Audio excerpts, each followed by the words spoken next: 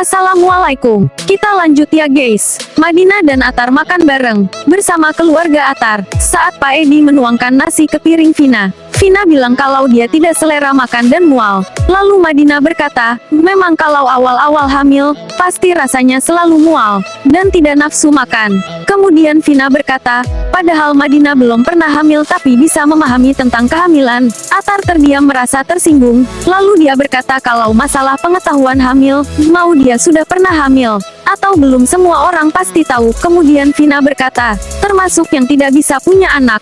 Atar merasa kesal atas perkataan ibu tirinya itu. Lalu Madinah mengalihkan Atar dengan menawarkan lauk untuknya. Vina belum puas, dia kemudian memanas-manasi Atar kalau dia dibelikan apartemen oleh papanya. Atar diam dan langsung bertanya apa benar yang dibilang itu. Pak Edi mengatakan iya, katanya dia bingung memberi hadiah untuk istrinya itu. Jadi dibelilah apartemen itu. Kemudian Rian mengalihkan pembicaraan. Dia bertanya apakah dulu almarhumah ibunya pernah merasakan ngidam. Lalu Pak Edi bilang kalau dulu ibunya tidak pernah ngidam apapun. Lalu Atar berkata bersyukur dia mempunyai ibu yang tidak merepotkan suaminya dan soleha. Atar bilang ke Rian, kalau dia ingin mencari istri, harus seperti ibunya. Dan Madinah, soleha tidak manja dan tidak merepotkan suami. Kemudian Vina merasa tersinggung dan dia bertanya kepada Madinah, apakah ada perkembangan tentang penyakit Atar. Lalu dia berkata masih tahap berobat dan nanti tinggal nunggu hasil. Mereka pun telah selesai makan dan mereka berada di depan halaman rumah.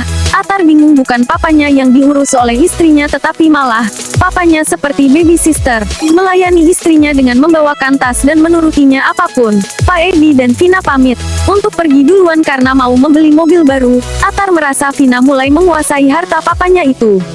Faisal beserta keluarga sudah sampai di kediaman rumah Dinda. Faisal ingin menyampaikan maksud dan tujuannya. Kemudian Dinda menyuruh Rama mempersilahkan mereka untuk duduk dan makan malam. Faisal sebenarnya masih bimbang apakah dia benar-benar mencintai Dinda atau hanya sekedar simpatik. Karena memang di usianya dia membutuhkan pendamping hidup. Dia merasa kalau Dinda tidak mencintainya.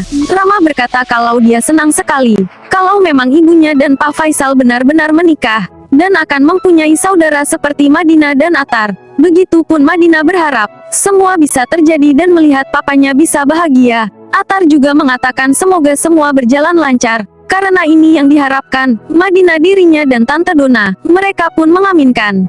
Mendengar hal itu Faisal tambah galau. Bersambung. Jangan lupa like dan subscribe. Terima kasih.